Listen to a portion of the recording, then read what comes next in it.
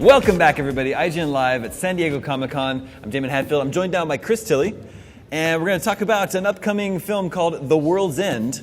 Here to talk about it with us are the director, Edgar Wright, plus the star members, Simon Pegg, Nick Frost. Gentlemen, thank you for joining us. We had a party together last night. It was a great party. Yeah, we were up on the roof of this building. We made a big party, didn't we? We had a massive party. And also we had... Doctor Who came. Doctor Who was there. Right. Scully was there. Hudson was there. Everybody was there. One of the prozzies from Game of Thrones. Yes. They're all there. They all come to the party. So how are you feeling today? I'm fine. Good. Yeah. Were you sensible last night? I was in bed at 10:30 in my room eating guacamole, watching Oblivion in HD. Did you like Oblivion? I did like it. Yeah? I like the guacamole too. It's delicious. I don't really like that. in HD as well. Yeah, God, it was so vibrant. So tell us about the movie then. Simon Pegg. The World's End is a film about a group of friends that reunite after 20 years of not really seeing each other to recreate a mammoth pub crawl they attempted when they were 19, 18 years old. And they're reunited by one of their number who hasn't really progressed since that night. He still dresses the same, acts the same. He's a bit of a sort of man-child trapped in the 1990s. And he manages to persuade them all to go back to their hometown to stage this crawl called the Golden Mile, which they do. Midway through, though, an event with galactic implications occurs or is revealed. And despite this, they continue the pub crawl to the bitter end. Let's have a look. Or lager end. Let's have a look at a clip. No, I don't think we have it. We have to just Can you keep reenact it? We've got the start here. Ron BT. Do a clip. Once a scene is finished, I download the dialogue, so I no longer know it anymore. Oh, look, they did it. Clip. There is a clip. going up in here. That's not going out live, though. Well, this is just for our entertainment. If you get It's fun This to is watch. the mind wanders. distract us. And so this is kind of the third part in a loose trilogy that It's you not guys... kind of, Chris. It is. It definitely is. Yeah. The Cornetto Trilogy, is this correct? Yeah. So called, yeah. So where did that name come from? Oh, this is true. Are you serious? This is a What? true story. What? This is going to lead into money as well.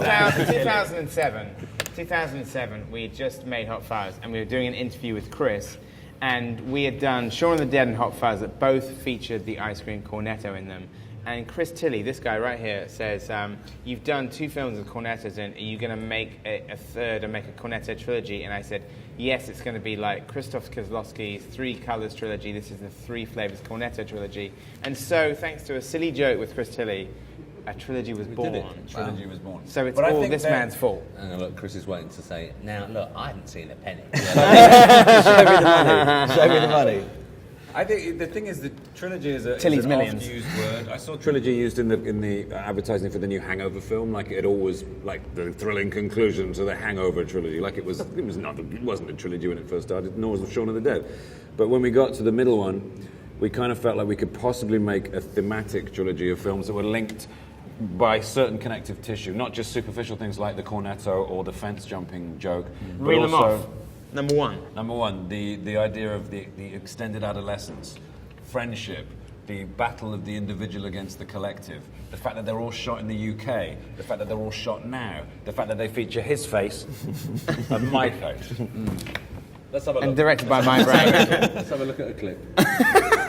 I looked inside his brain. I think when Cornetto pay us, that's when we'll pay you. Okay. Essentially. And then you'll sign my lid.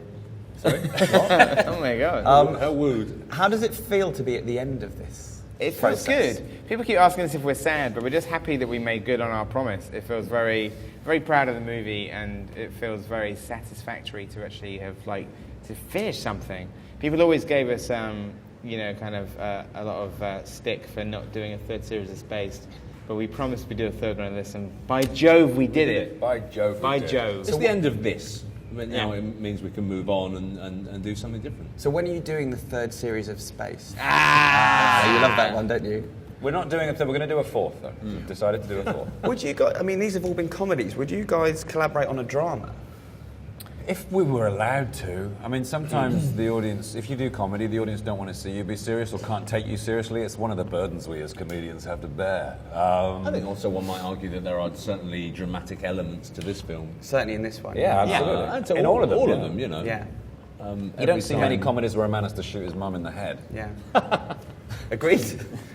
Chris, have you seen the movie already? I've seen it twice. Oh my Oh goodness. my good lord. And I will say it's better the second time. Oh, there you go. There's definitely stuff you won't see the first time. There's stuff. I mean, we build our films to be watched again and again because you kind of owe that to audiences these days. This is a repetitive viewing culture we live in now, with DVD and what have you, and we are able to have films, control films, put them on when we want, scrutinize them, and you kind of owe it to audiences to make that experience worthwhile.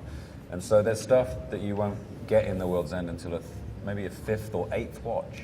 At the cinema. I mean, Full price. one thing I'll say, David, is pay attention to the first 10 minutes.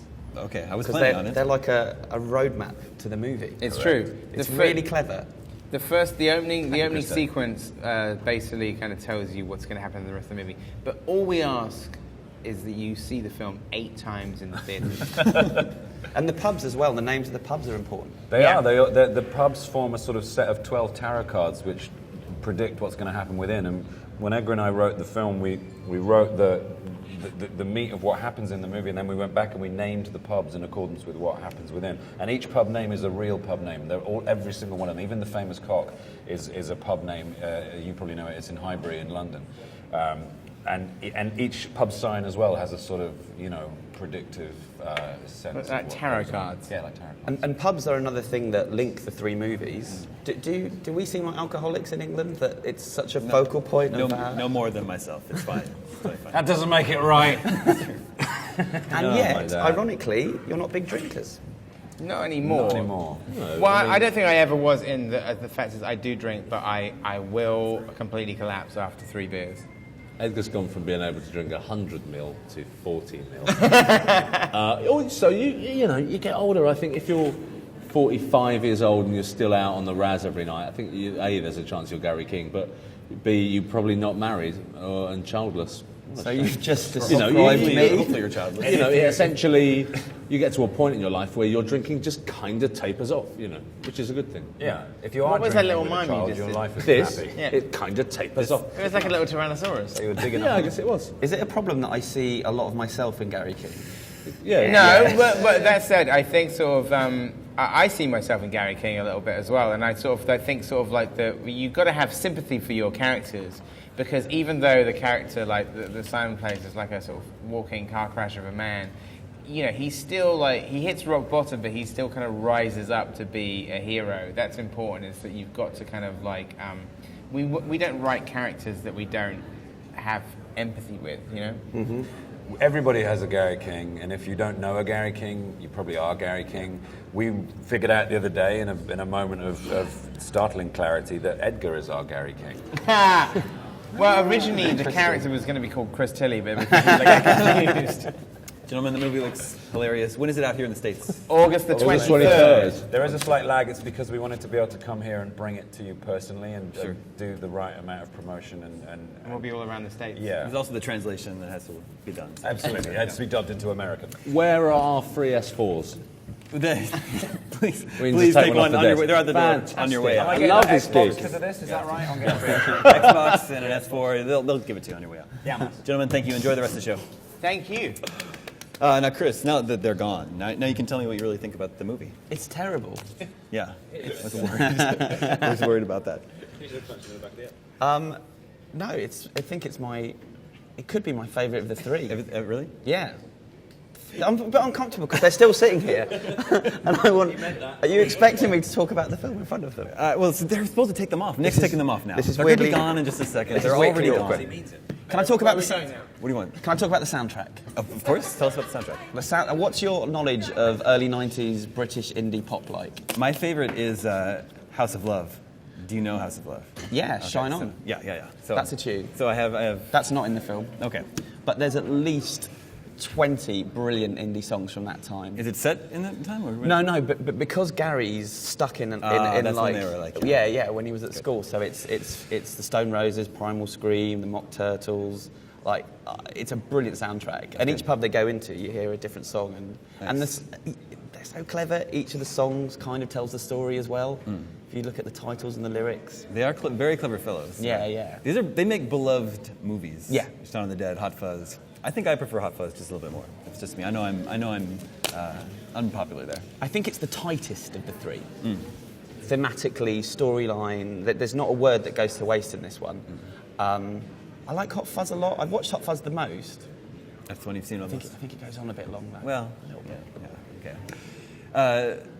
Are you ever like impressed or I guess thankful that the movies play so well over here in the States? Yeah, I mean they're very British movies. Right? Yeah, and I think the reason for that is that they're not making them for a specific audience. They're not making them for an American audience or a British audience. They're making films that make themselves laugh, and they just happen to have a sense of humour that a lot of people share.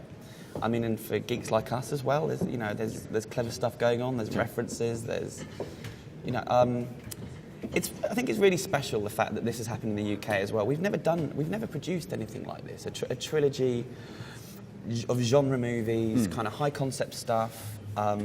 It's not something we do in the UK. No. I think it's a really unique thing they've pulled off to get this done. It's very cool. What else have you been up to at Comic-Con? What else have I been up to? I've been doing lots of Ender's Game stuff. Ender's Game? Yeah. And Robocop as well. I've just come from a Robocop press conference. How was that? Was it good? Good, yeah. Okay. I went on the set of that one. It looks interesting. Big fan of the original, so... Yeah, I think there's a lot of people. I hope they know what they're doing with that one. I think from what I can tell, they're changing it slightly. It's not going to be so much a action satire. It's going to be a bit more of a drama about what it's like to wake up one day and you're half a robot. And how that would affect your psyche. But there's guns. Yeah. And Okay, well, explosions. got the important bits in there.